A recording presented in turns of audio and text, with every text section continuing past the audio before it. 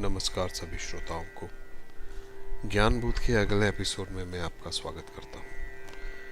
आशा करता हूँ कि आप सब ठीक होंगे। आज का हमारा विषय है एकांत, जिसे कि हम सॉलिट्यूड भी कहते हैं। क्या होता है ये एकांत और इसकी क्या ज़रूरत है?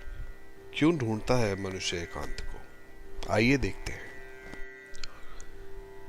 कई बार ऐसा होता है कि मित्रों और संबंधियों में हमें प्रेम नहीं दिखता, धन माल से भी तृप्ति नहीं मिलती, सम्मान, आदर, पद, इसमें भी मन को रुचि नहीं रहती है। मन दूर हो जाता है जब लापरवाह होकर प्रत्येक चीज से एक दिल जब भर जाता है, तब एक एकांत का एक कोना एक अमृत रस के जैसे होता है। जब आप एकांत ढूंढते हैं तो आप ये पाएंगे कि काफ़ी जगह आपको शोर शराबा मिलता है, काफ़ी जगह आपको लोगों की आवाज़ सुनती है, परंतु मान लीजिए आपने कोई ऐसी जगह ढूंढ ली जहां पर आपको शांति मिल गई, फिर भी एकांत मिलना मुश्किल है। यह एक समझने की बात है कि एकांत मन के विचारों से भी शांति देता है। मन के विचारों को शांत करना, दुनिया की आवाजें बंद करने से खाली एकांत नहीं मिल सकता। अपने अंदर एक शांति आनी चाहिए, वह ढूंढना काफी कठिन होता है। पहाड़ों की गुफाओं में जाके अकेला बैठ जाओ, वृक्षों में, जंगलों में एक आप शांति ढूंढने की कोशिश करिए। घर से कहीं दूर जाकर बैठ जाओ, दुनिया के विचार तो उठते ही रहेंगे, पर यह एकांत नहीं हुआ ना। माया का जाल हर जगह फैला है, यह जाल तो सिर्फ प्रभु सिमरन से ही खत्म हो सकता है। इसलिए कहा जाता है कि एकांत का कोना ईश्वर का वह एक दरबार है। जो उस एकांत में आकर बैठा है उसे भगवान के द्वार में प्रवेश मिलता है। और सच्चा एकांत, असली शांति, मन की शांति की जो बात हो रही है, वह ईश्वर के अलावा और कोई दे ही नहीं सकता। अकेला रहना एकांत नहीं है, परंतु मन के ख्यालों, मन के उन ऊट पटांग विचारों से रहित रहना एक एकांत हो सकता है। जो ढोंग करके एकांत में बैठता है वो तो शैतान हुआ, क्योंकि मन के विचार तो आपके रुके नहीं। आप दुनिया को दिखाने के लिए एकांत बन रहे हैं, आप दुनिया को दिखाने के लिए एक बड़े पुजारी बन रहे हैं, अपने आप को पंडित कह रहे हैं, अपने आप को एक ब्राह्मण कह रहे हैं, अपने आप को एक सच्चा भगत कह रहे हैं।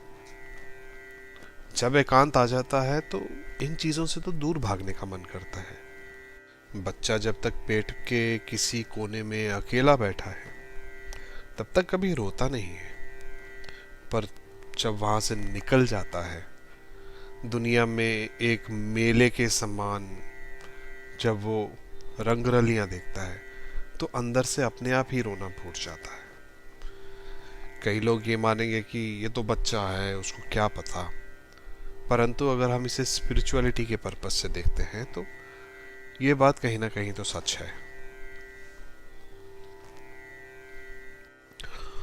और अगर देखा जाए, वास्तविक में एकांत वह है जो दुनिया में चलते फिरते कार्य करते हुए भी जो आदमी ये समझे कि मैं दुनिया में नहीं हूँ, मैं एक आत्मा हूँ, मैं यहाँ पर एक शरीर रूप में आया हूँ, बट ये मेरा असली घर नहीं है। इस सच्चाई को अगर समझ लें तो एकांत काफी जल्दी आपके पास खुद ही आ जाएगा। तो किसी कवि ने बहुत खूब लिखा है, कहा कि मैंने पूछा कि ए बरसात की बूंद, तू मोती कैसे बन गई? तो उत्तर मिला कि सीप के सीने में एकांत में रहने से मैं मोती बन गई। और जब दो लोग मिलते हैं तो एक झगड़े की संभावना हो सकती है, ये नहीं कि होगी ही, परंतु हो सकती है। पर कभी आपने यह सुना है कि कोई अकेला बैठा है और उसका किस अपने आप से झगड़ा हो गया, या उसका मनोविचार बदल गए किसी के साथ? नहीं, एकांत में बैठना एक अलग ही आनंद है। जब आप अपने जीवन की कद्र को समझेंगे और उस कद्र को समझते हुए किसी एकांत के कोने में बैठेंगे, तब आपका इस जीवन के प्रति एक और ही विश्वास बढ़ जाएगा। एक ईश्वर के संबंध में जब आप उसकी एक किरण के नीचे भी आ गए, उस पल को आप कोई भी जायदाद, कोई भी पैसा देके नहीं खरीद सकते। जब हमने कभी देखा है संत, महात्मा, साधु, इनके लिए एकांत में सब कुछ है। ना इनको कभी सूर्य की रोशनी से परेशानी होगी, ना रात के अंधेरे से परेशानी होगी। इसमें जैसा दिन और वैसी ही रात है।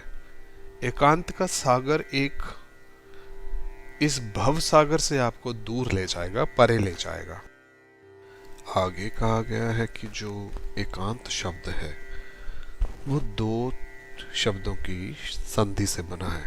पहला है एक और दूसरा है अंत। जहां एक का भी अंत हो जाए उसे कहते हैं एकांत।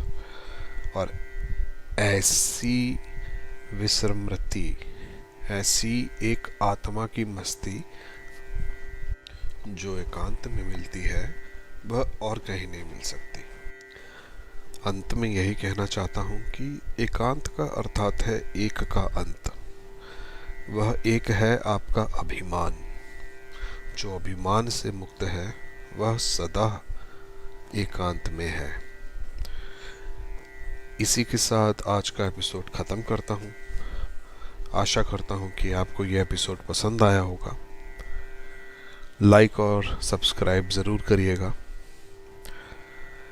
इसी के साथ अगले एपिसोड में मैं आपसे फिर से मिलूँगा। तब तक के लिए सबको नमस्कार। जय हिंद, जय भारत।